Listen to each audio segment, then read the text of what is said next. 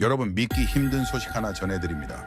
유럽 선진국이 15조 원을 들고 한국에 달려갔습니다. 무릎까지 꿇을 기세였어요. 제발 무기 좀 팔아달라고. 그런데 한국이 뭐라고 했는지 아십니까? 2029년까지 기다리세요. 그 단칼에 거절했습니다. 유럽 선진국이 아시아 국가 앞에서 번호표를 받은 겁니다. 그 나라가 어딘지 아세요? 바로 덴마크입니다. 북유럽의 부자 나라, 1인당 국민소득이 우리의 2배가 넘는 나라예요. 그런 나라가 왜 이 지경이 됐을까요? 3년 전으로 거슬러 올라가면 답이 나옵니다. 그때 덴마크는 한국을 이렇게 불렀어요. 그 시절이 아시아산 싸구려, 코웃음을 쳤습니다. 쳐다보지도 않았어요. 한국이 보낸 제안서를 5분 만에 휴지통에 버렸습니다. 그런데 말이죠. 3년이 지난 지금 상황이 완전히 뒤집혔습니다.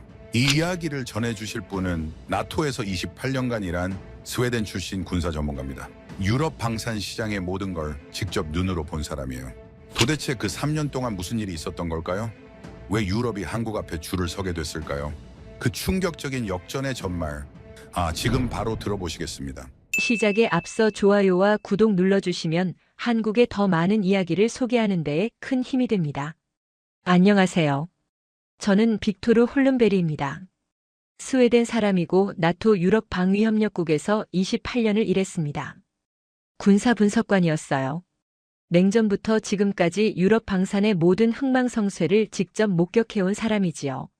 오늘 제가 전해드릴 이야기는 제 28년 경력 중 가장 충격적인 역전입니다. 유럽이 어떻게 무너졌는지, 한국이 어떻게 정상에 올랐는지, 그리고 오만이 어떤 대가를 치르는지, 지금부터 말씀드리는 모든 것은 제가 두 눈으로 직접 본 것들입니다. 그날 브뤼셀의 공기는 무거웠습니다. 나토 본부 대회의실, 형광등 불빛 아래 유럽 15개국 국방 관계자들이 모여 있었어요. 평소와 달랐습니다. 농담도 없고 잡담도 없었지요. 러시아가 우크라이나를 침공한 직후였거든요. 회의실에 들어서는 순간 느꼈습니다. 두려움. 사람들 표정에 그게 묻어 있었어요. 전쟁이 더 이상 뉴스 속 이야기가 아니라는 걸 모두가 깨달은 거지요. 회의 주제는 하나였습니다. 유럽을 어떻게 무장시킬 것인가. 그것도 빨리. 독일 대표가 먼저 일어섰습니다. 당당한 표정이었어요. 어깨를 펴고 회의실을 둘러보더군요. 자국 방산업체 라인메탈이 생산량을 늘리겠다고 했습니다. 목소리에 자신감이 넘쳤어요. 유럽은 유럽 무기로 지켜야 한다. 외부에 의존할 필요 없다. 프랑스 대표가 맞장구를 쳤습니다. 자국 업체 넥스터도 풀가동에 들어간다더군요.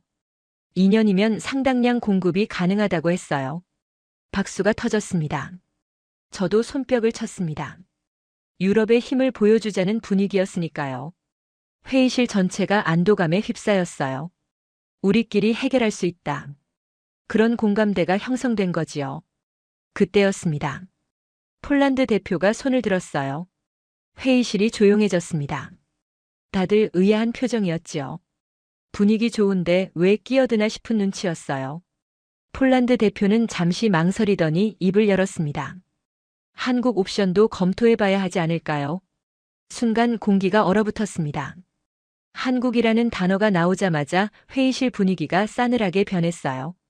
마치 금기어를 꺼낸 것처럼. 사람들 표정이 일그러지기 시작했습니다. 침묵이 흘렀습니다. 3초, 5초. 그 짧은 시간이 영원처럼 느껴졌어요. 그리고 누군가 코웃음을 쳤습니다. 덴마크 대표였습니다. 50대 초반의 건장한 남자였어요. 그가 비웃듯 폴란드 대표를 바라봤습니다. 입꼬리가 올라가 있더군요. 조롱이 담긴 미소였습니다.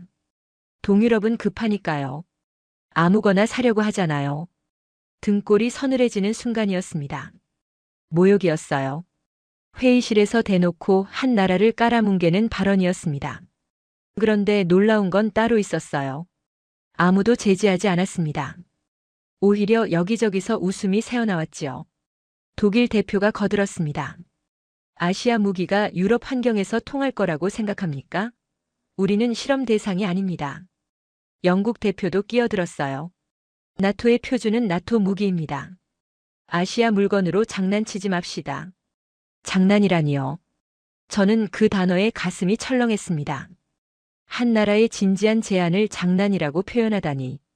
28년간 수많은 회의에 참석했지만 이런 노골적인 무시는 처음이었어요. 폴란드 대표의 얼굴을 봤습니다. 창백해져 있더군요. 주먹을 꽉 쥐고 있었습니다. 뭔가 말하려다가 멈췄어요. 소용없다는 걸 알았던 거지요. 그는 고개를 숙였습니다. 회의는 그렇게 끝났습니다. 한국 이야기는 완전히 묻혔어요. 마치 처음부터 없었던 것처럼. 결론은 유럽 무기로 가기로 했습니다. 예상된 결과였지요. 회의가 끝나고 복도로 나왔을 때였습니다. 덴마크 대표 일행이 담소를 나누고 있더군요. 그들은 여전히 웃고 있었습니다. 목소리가 들려왔어요. 아시아산 싸구려라느니 분단국가 무기를 어떻게 믿냐느니 하는 이야기들이었지요. 저는 발걸음을 멈추고 그 모습을 지켜봤습니다. 가슴 한쪽이 불편했어요. 그들의 자신감이 어딘가 위태로워 보였거든요. 28년간 쌓아온 제 직감이 뭔가 이상하다고 속삭이고 있었습니다. 호텔로 돌아와 한국 무기를 검색해봤습니다. 놀라운 사실을 발견했어요. 터키, 인도, 노르웨이, 에스토니아가 이미 도입했더군요. 실전에서 검증된 무기였습니다. 그런데 회의실에서는 아무도 이걸 언급하지 않았어요. 왜였을까요? 답은 뻔했습니다. 아시아라는 이유만으로 쳐다보지도 않은 거예요. 유럽 최고라는 자만심이 눈을 가린 겁니다. 저는 그날 밤 수첩에 메모를 남겼습니다. 한국 자주포. 추후 관찰 필요. 그때만 해도 습관적인 기록이었어요. 이 한 줄이 얼마나 중요한 메모가 될지, 그날 웃음 짓던 사람들이 얼마나 처절한 대가를 치르게 될지, 저는 전혀 몰랐습니다. 그로부터 얼마 지나지 않아 믿기 어려운 소식이 들려왔습니다. 폴란드가 정말로 한국과 접촉을 시작했다는 거예요. 나토 회의에서 그렇게 망신을 당하고도 포기하지 않은 겁니다. 유럽 전체가 술렁였어요. 미쳤다는 반응이 대부분이었지요. 저는 폴란드 국방부에 아는 사람이 있었습니다. 군수조달국의 고위 관계자였어요. 30년 넘게 그 자리를 지킨 베테랑이었지요. 궁금함을 참을 수 없었습니다. 대체 무슨 생각인지 직접 물어보고 싶었어요. 바르샤바로 날아갔습니다. 폴란드 국방부 건물은 생각보다 소박했어요. 화려함과는 거리가 멀었습니다.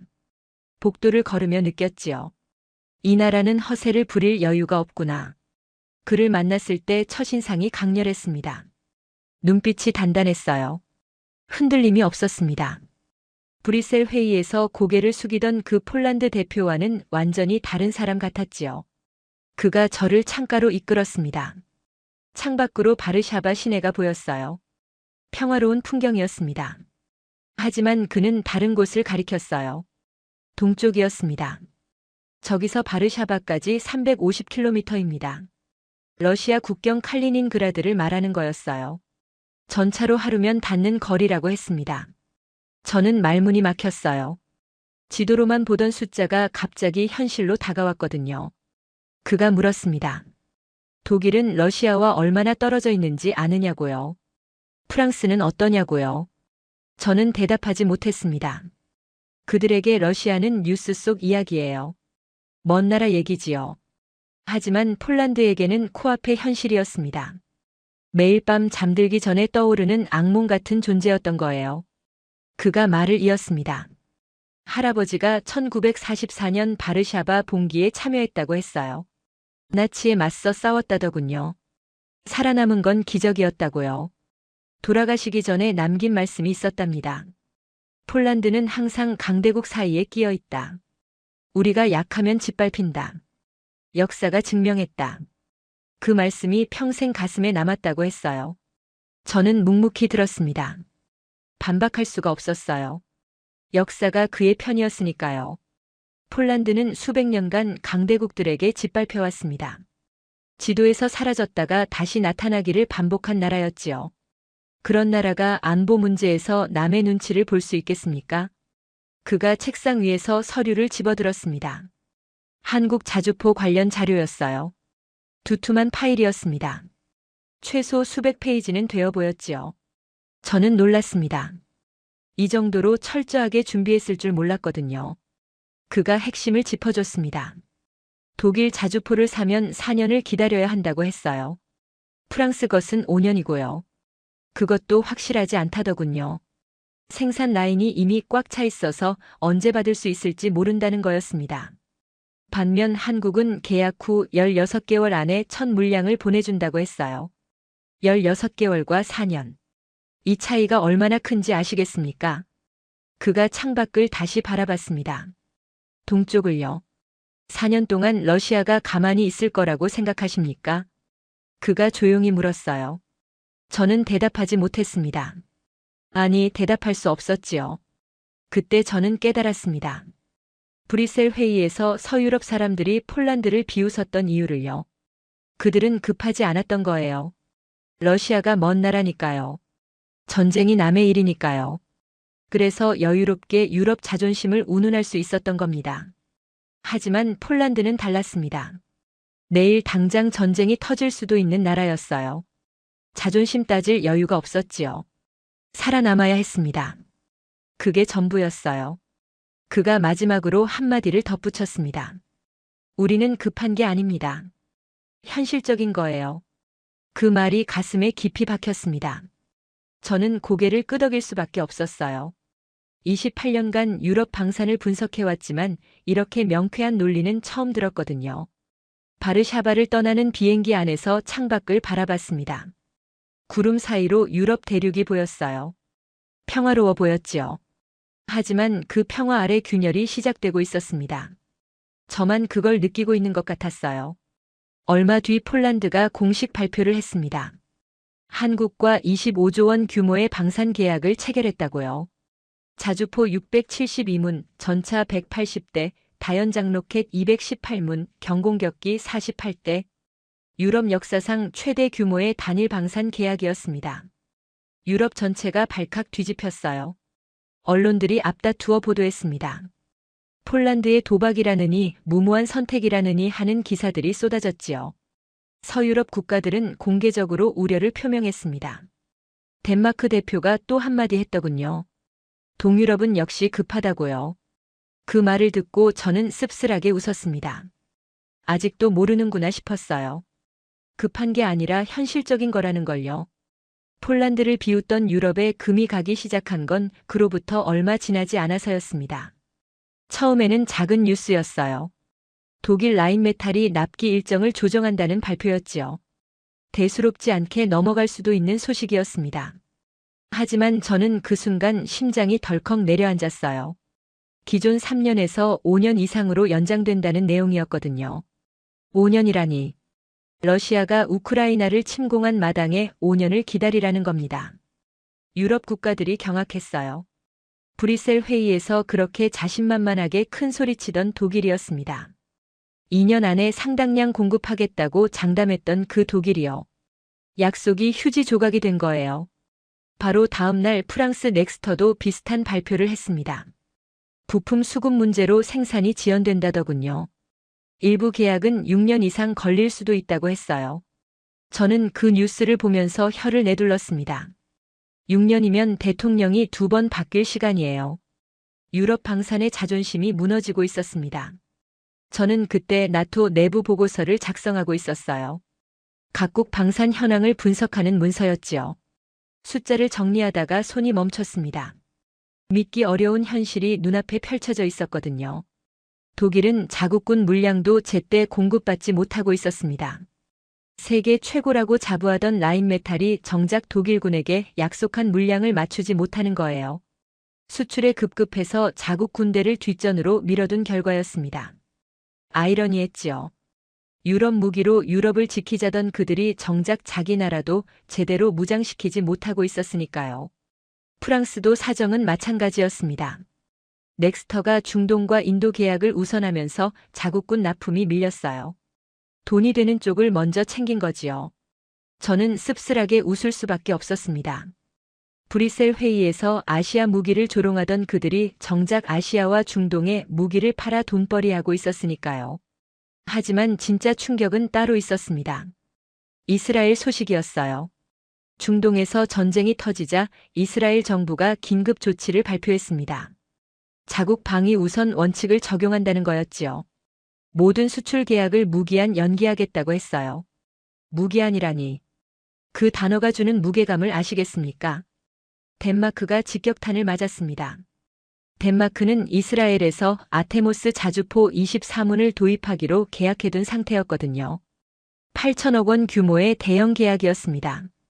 유럽의 품격에 맞는 선택이라며 자화자찬하던 그 계약이요. 하루아침에 물거품이 됐어요. 이스라엘은 냉정했습니다. 계약서가 있든 말든 상관없었지요. 자기 나라가 위험해지니까 남의 나라는 안중에도 없었어요. 덴마크가 아무리 항의해도 소용없었습니다. 8천억 원은 공중에 떴고 자주포는 한 대도 오지 않았지요. 저는 그 소식을 듣고 브뤼셀 회의가 떠올랐습니다. 덴마크 대표의 자신만만한 표정이 생생하게 기억났어요.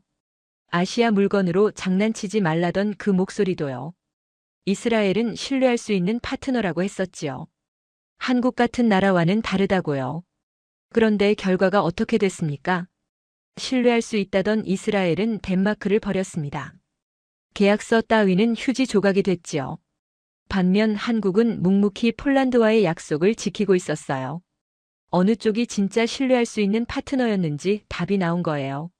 상황은 더 악화됐습니다. 덴마크는 우크라이나를 지원한다며 보유 중인 세자르 자주포 19문을 전량 기증해버린 상태였거든요. 언론에서 용감한 결단이라고 박수를 보냈었지요. 나토의 모범이라는 찬사도 쏟아졌고요. 하지만 그 이면에는 치명적인 문제가 있었습니다. 덴마크 본토를 지킬 자주포가 한 문도 남지 않았다는 거예요. 이스라엘에서 새 무기가 들어올 거라고 믿었던 겁니다. 그런데 그 무기가 안 오게 됐어요. 덴마크는 알몸이 된 거나 다름없었지요. 저는 나토 내부 평가 자료를 봤습니다. 덴마크가 방어 능력 최하위 국가로 분류되어 있더군요. 바이킹의 후예라고 자부하던 나라가 스스로를 지킬 힘조차 없어진 겁니다. 굴욕적인 상황이었지요. 유럽 전체가 패닉에 빠졌습니다. 독일은 5년 기다려야 하고 프랑스는 6년이에요. 이스라엘은 아예 문을 닫아버렸지요. 무기를 구할 곳이 없었습니다. 다들 발을 동동 굴렀어요. 그때 누군가 조심스럽게 말을 꺼냈습니다. 한국은 어떻습니까? 회의장이 얼어붙었어요. 불과 얼마 전까지 아시아산 싸구려라고 비웃던 그 한국을 다시 꺼내는 거였으니까요. 하지만 아무도 비웃지 않았습니다. 웃을 수 있는 상황이 아니었거든요. 유럽의 자존심에 금이 가기 시작했습니다. 유럽이 혼란에 빠져 있을 때 폴란드에서 연락이 왔습니다. 그단스크 항구로 와달라는 거였어요. 나토 옵저버 자격으로 현장을 참관해달라고 했지요. 무엇이 도착하는지는 말하지 않았습니다. 하지만 저는 알고 있었어요. 한국에서 배가 오는 거였습니다. 새벽 비행기를 탔습니다. 그단스크 항구에 도착했을 때 해가 막 떠오르고 있었어요. 발트해의 바람이 뺨을 스쳤습니다. 쌀쌀했지요. 저는 부두에 서서 수평선을 바라봤습니다. 아직 배는 보이지 않았어요. 폴란드 군 관계자들이 이미 나와 있었습니다. 긴장한 표정이었어요. 당연하지요. 25조 원짜리 도박의 결과물이 오는 거였으니까요. 서유럽 전체가 비웃던 그 선택이 옳았는지 틀렸는지 증명되는 순간이었습니다. 1시간쯤 지났을까요? 수평선에 점 하나가 나타났습니다. 점점 커졌어요. 대형 화물선이었습니다. 저는 숨을 멈추고 지켜봤습니다. 배가 가까워지자 갑판 위에 뭔가가 보이기 시작했어요. 방수포로 덮인 거대한 물체들이었습니다. 줄지어 늘어서 있었지요. 하나, 둘, 셋. 세다가 포기했습니다. 너무 많았거든요. 저는 그 순간 가슴이 두근거렸어요. 28년간 수많은 무기인도 현장에 참석했지만 이런 규모는 처음이었습니다. 배가 접안했습니다. 하역 작업이 시작됐어요. 크레인이 움직이며 방수포 덮인 물체를 한 대씩 내려놓았습니다. 저는 가장 먼저 내려진 것에 다가갔어요. 폴란드 장교가 방수포를 걷어냈습니다. 한국산 자주포가 모습을 드러냈습니다. 검은 철갑이 아침 햇살에 반짝였어요. 새 차 냄새가 났습니다. 공장에서 막 나온 것처럼 깨끗했지요.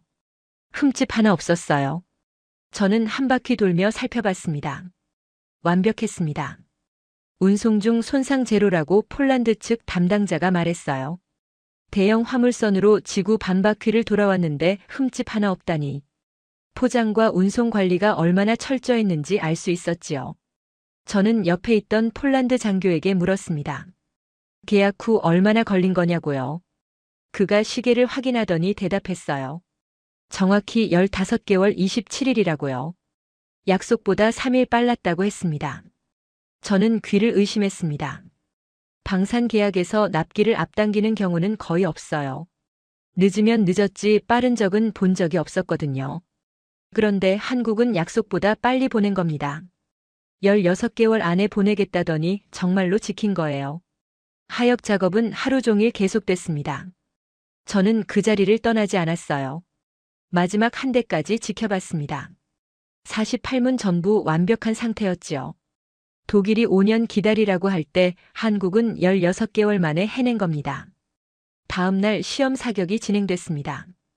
폴란드 동부의 훈련장으로 이동했어요. 넓은 평야 지대였습니다. 영하의 날씨였지요. 코끝이 시려왔어요. 저는 두꺼운 코트를 껴입고 관람석에 앉았습니다.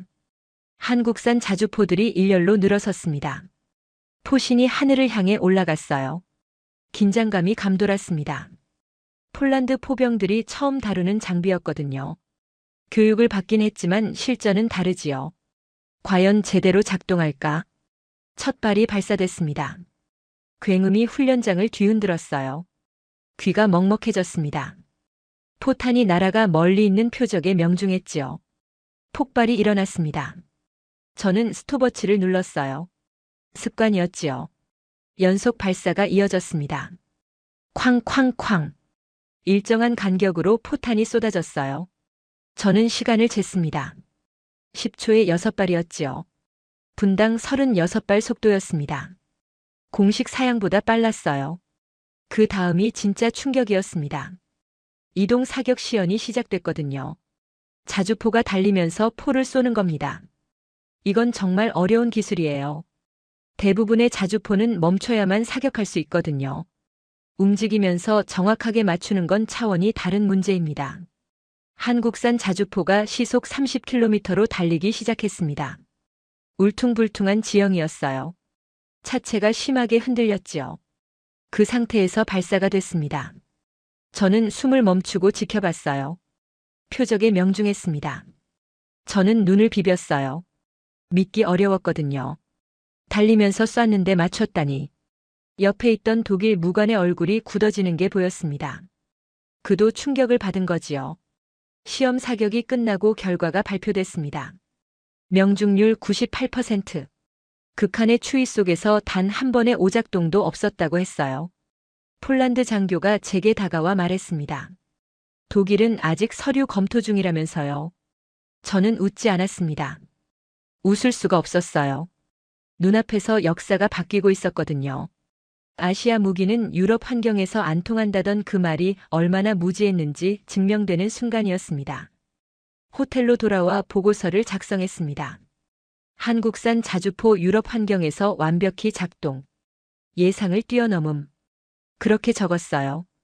28년 경력의 군사분석관으로서 최대한 객관적으로 쓴 거였습니다. 하지만 솔직히 말씀드리면 마음 한편에 경외심이 솟아올랐어요. 무시당하던 나라가 이렇게 완벽하게 증명해내다니. 그단스크에서 돌아온 뒤 유럽 방산계가 술렁이기 시작했습니다. 폴란드가 한국 자주포를 받았다는 소식이 퍼지면서 분위기가 달라진 거예요. 처음에는 그래도 의심하는 시선이 많았지요. 실제로 써봐야 안다느니 시간이 지나면 문제가 터질 거라느니 하는 이야기들이 돌았습니다. 하지만 시험 사격 결과가 공개되면서 모든 게 뒤집혔어요. 명중률 98%. 영하의 혹한에서 단 한 번의 오작동도 없었다는 사실이 유럽 전역에 퍼졌습니다. 아시아 무기는 유럽 환경에서 안 통한다던 그 말이 완전히 틀렸다는 게 증명된 거지요.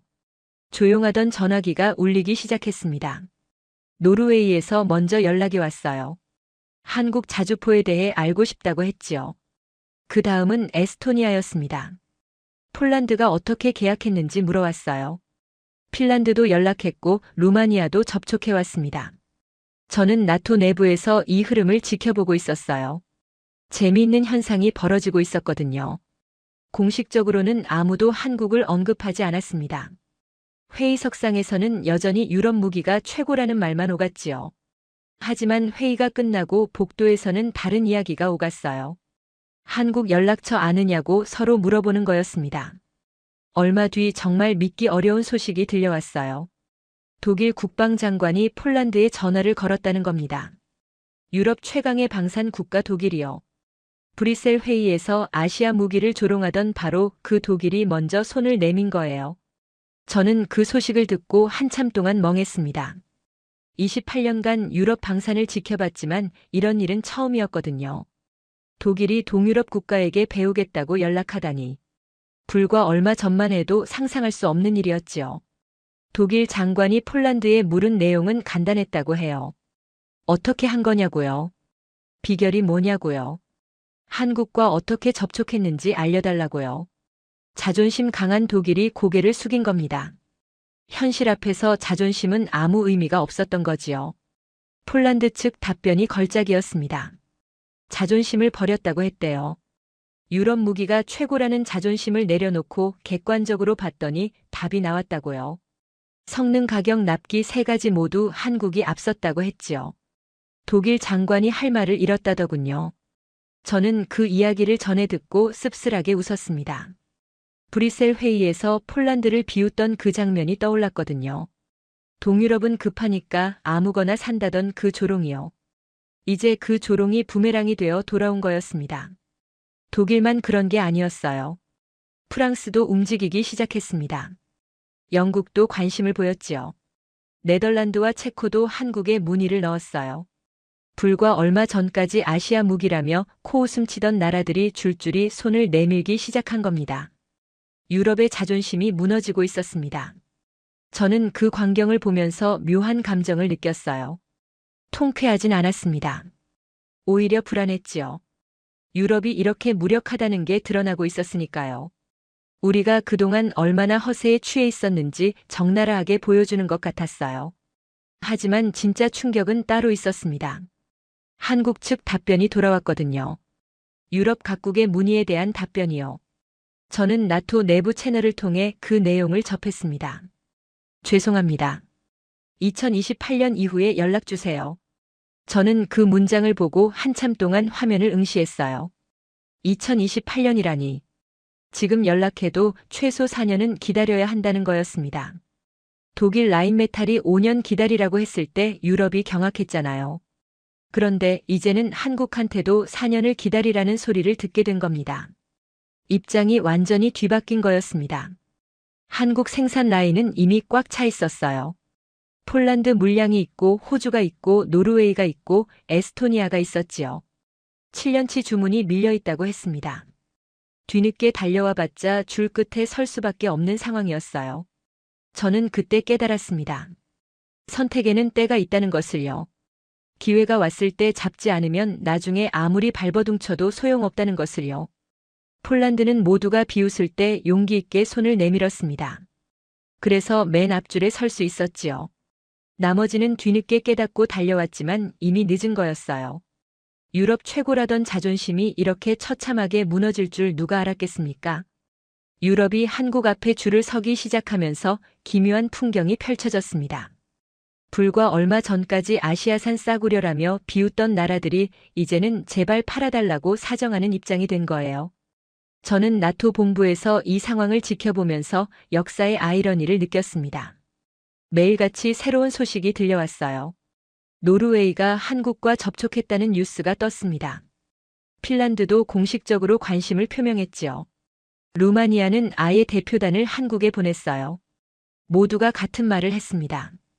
한국 무기를 사고 싶다고요. 하지만 돌아오는 대답은 한결같았습니다. 생산 라인이 꽉 찼다는 거였어요. 폴란드가 1200문을 추가 주문했고 기존 계약국들 물량도 밀려있다고 했지요. 신규 주문은 2028년 이후에나 검토할 수 있다고 했습니다. 4년을 기다리라는 소리였어요.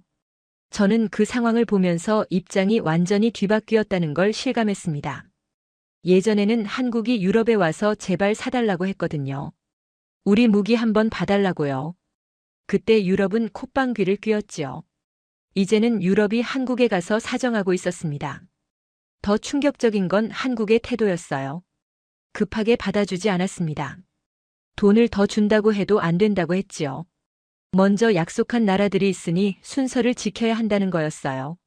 원칙을 굽히지 않았습니다. 저는 그 부분이 인상 깊었습니다.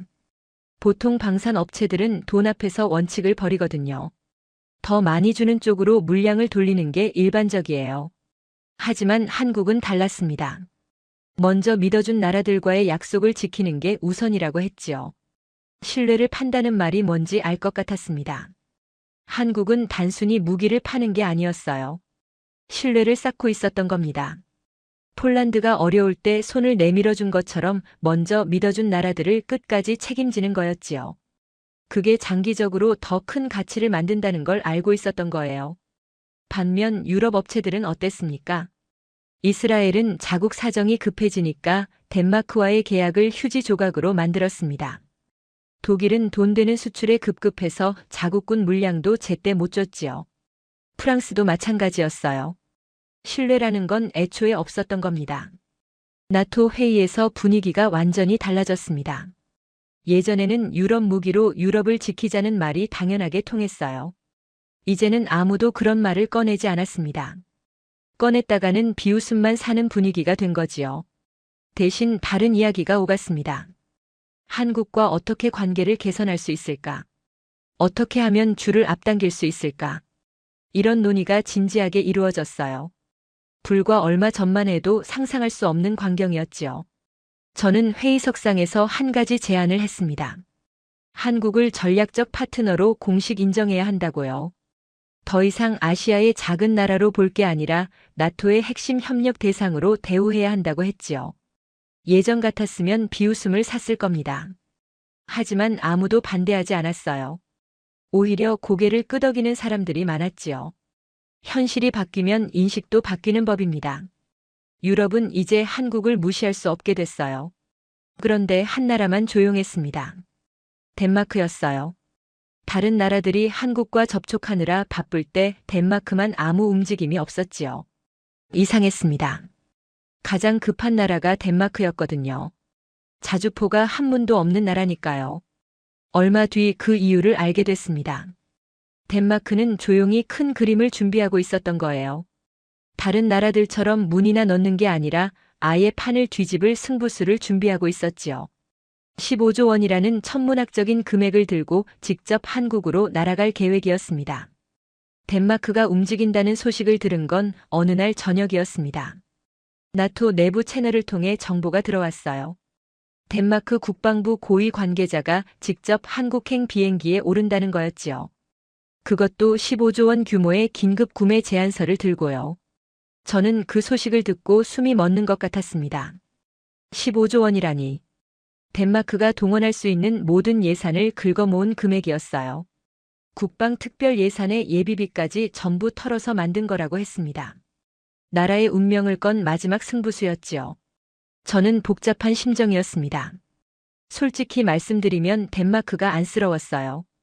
불과 얼마 전까지 아시아산 싸구려라며 비웃던 그 입으로 이제는 제발 팔아달라고 사정하러 가는 거였으니까요. 자존심이 얼마나 무너졌을지 상상이 됐습니다. 하지만 동시에 자업자득이라는 생각도 들었어요. 기회가 있었을 때 잡지 않았으니까요. 한국이 먼저 손을 내밀었을 때 5분 만에 거절했잖아요. 이메일도 안 열어보고 삭제했다면서요. 그 오만의 대가를 치르는 거였습니다. 덴마크 대표단이 한국에 도착했다는 소식이 들려왔습니다. 인천공항에서부터 분위기가 심상치 않았다고 해요. 마중 나온 사람이 거의 없었다더군요. 나토 회원국 고위 관계자가 방문했는데 의전다운 의전도 없었다고 했지요. 냉대의 시작이었습니다. 안내받은 곳도 화려한 응접실이 아니었어요. 공장 한켠에 있는 소박한 대기실이었다고 합니다. 형광등이 깜빡거리는 작은 방에서 순번을 기다려야 했다더군요. 순번이라니. 그 단어의 무게가 느껴지시나요? 유럽 선진국 고위 관계자가 번호표를 뽑고 기다리는 신세가 된 겁니다. 같은 시각 옆 건물에서는 폴란드 대표단이 성대한 환영을 받고 있었다고 해요. 붉은 카펫에 카메라 플래시까지 터지는 국빈급 대우였지요. 덴마크는 그 광경을 지켜봐야 했습니다. 몇 시간을 기다린 끝에 겨우 회의실에 들어갔다고 해요. 한국 측 담당자가 나왔지요. 덴마크 대표가 15조 원 제안서를 내밀었습니다. 어떤 조건이든 들어줄 테니 제발 무기를 달라고 했어요. 돌아온 대답은 짧았습니다. 먼저 약속한 나라들이 있다고요. 폴란드가 있고 호주가 있고 노르웨이가 있다고요. 순서를 건너뛸 수는 없다고 했지요. 돈의 문제가 아니라 신뢰의 문제라고 했습니다. 신뢰라는 단어가 덴마크 대표의 가슴에 비수처럼 꽂혔을 겁니다. 그들이 한국의 신뢰를 저버린 건 불과 얼마 전이었으니까요. 아시아산 싸구려라고 비웃고 이메일도 안 열어보고 삭제했잖아요. 그게 이제 돌아온 거였습니다. 덴마크 대표가 매달렸다고 해요. 15조 원이 아니라 더 드리겠다고요. 원하시는 금액을 말씀하시라고요. 기존 계약국들에게 보상금을 주고 우리를 먼저 넣어달라고요. 한국 측 답변이 단호했습니다. 저희는 신뢰를 팝니다. 돈 때문에 기존 고객을 배신하는 순간 저희 가치는 없어집니다. 협상은 그렇게 끝났습니다. 덴마크가 들고 간 건 15조 원짜리 제안서였어요. 가져온 건 아무것도 없었지요. 오히려 2029년 이후에나 검토 가능하다는 답변만 받았습니다. 4년을 기다리라는 소리였어요. 저는 그 소식을 듣고 한참 동안 생각에 잠겼습니다. 15조 원으로도 살 수 없는 것이 있었어요. 바로 신뢰였습니다. 한번 잃어버린 신뢰는 돈으로 다시 살 수 없다는 걸 덴마크가 처절하게 깨달은 거지요. 덴마크 대표단이 공항으로 향할 때 하늘이 흐렸다고 합니다. 비가 내리기 시작했대요. 마치 덴마크의 처지를 보여주는 것 같았다고 누군가 말하더군요. 저는 그 말을 듣고 씁쓸하게 웃었습니다. 하늘도 무심하지 않구나 싶었어요. 그리고 바로 그날 충격적인 뉴스가 터졌습니다. 같은 시각 폴란드가 한국과 55조 원 규모의 추가 계약을 체결했다는 거였어요. 덴마크가 15조 원을 들고 가서 문전박대 당할 때 폴란드는 그 몇 배가 넘는 계약에 사인하고 있었던 겁니다. 이것이 신뢰의 차이였습니다. 덴마크가 빈손으로 돌아온 뒤 나토의 긴급 회의가 소집됐습니다. 15개국 대표들이 브뤼셀에 모였어요. 분위기가 무거웠지요. 모두의 얼굴에 충격과 당혹감이 어려 있었습니다. 유럽 선진국이 15조 원을 들고 가서 거절당하다니. 상상도 못했던 일이 현실이 된 거였어요. 저는 그 회의에서 발언을 요청받았습니다. 28년간 유럽 방산을 분석해온 전문가로서 의견을 달라고 했지요. 저는 자리에서 일어났습니다. 회의장을 둘러봤어요. 얼마 전까지 한국을 비웃던 사람들이 앉아 있었습니다. 저는 솔직하게 말했습니다. 우리가 틀렸다고요. 한국을 무시한 게 실수였다고요. 아시아산 싸구려라며 비웃은 그 오만이 오늘의 결과를 만들었다고요. 회의장이 조용해졌습니다. 저는 계속 말을 이었어요. 폴란드는 모두가 비웃을 때 용기를 냈다고요. 남들 눈치 보지 않고 필요한 걸 선택했다고요. 그래서 지금 유럽 최강의 포병 전력을 갖추게 됐다고요. 반면 우리는 자존심에 취해 있었습니다. 유럽 무기가 최고라는 헛된 자부심에 눈이 멀었지요. 현실을 직시하지 못했어요.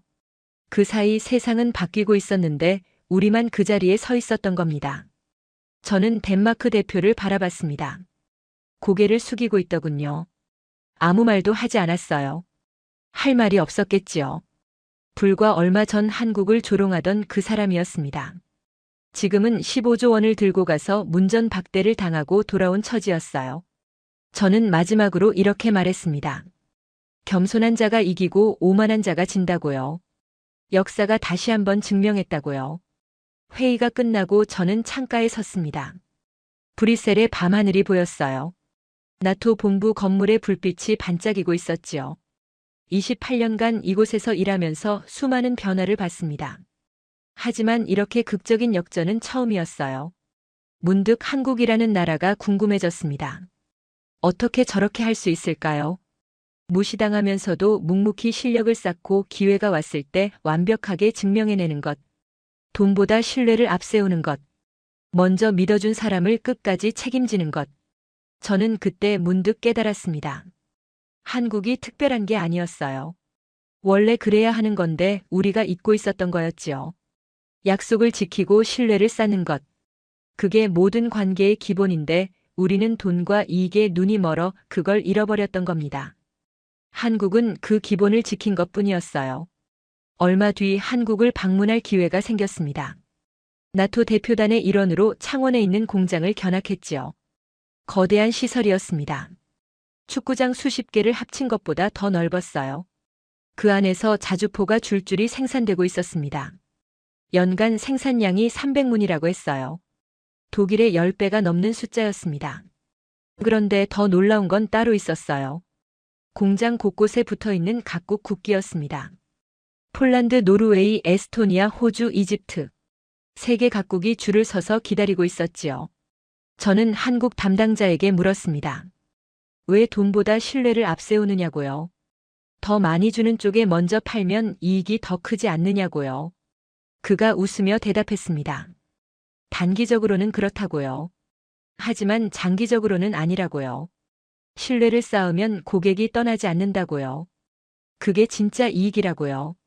저는 그 말을 가슴에 새겼습니다. 공항으로 향하는 차 안에서 창밖을 바라봤어요. 한국의 풍경이 스쳐 지나갔습니다. 깔끔한 도로와 높은 빌딩들이 보였지요. 이 나라가 70년 전에는 전쟁으로 폐허가 됐었다는 게 믿기지 않았어요. 그들은 무너져도 다시 일어났습니다. 무시당해도 포기하지 않았지요. 묵묵히 실력을 쌓아서 결국 정상에 올랐어요. 그리고 정상에 선 지금도 겸손함을 잃지 않았습니다. 먼저 믿어준 사람을 끝까지 책임지는 것. 그게 한국이었어요. 저는 28년간 유럽 방산을 분석해왔습니다. 수많은 나라의 흥망성쇠를 봤지요. 하지만 한국처럼 극적인 역전을 이룬 나라는 본 적이 없어요. 무시당하던 위치에서 정상으로 올라선 것. 그것도 정정당당하게요. 오만한 자는 무너지고 겸손한 자는 올라섭니다. 역사가 다시 한번 증명했어요. 저는 그 역사의 현장에 있었습니다. 그리고 이 이야기를 여러분께 전해드리는 것. 그게 제가 할 수 있는 일이라고 생각했습니다. 무시당한 자가 더 강해집니다. 무너진 자가 더 단단해지지요. 한국이 그걸 보여줬어요. 이 이야기가 여러분의 가슴에도 남기를 바랍니다. 오늘 사연은 여기까지입니다. 한국 비웃던 덴마크 15조 들고 가서 거절당한 스토리 어떠셨나요? 사연의 주인공에게 응원의 댓글을 남겨주세요. 지금까지 감동정거장에서 사연 전해드렸습니다. 사연이 마음에 드셨다면 좋아요와 구독 부탁드립니다. 시청해주셔서 감사합니다.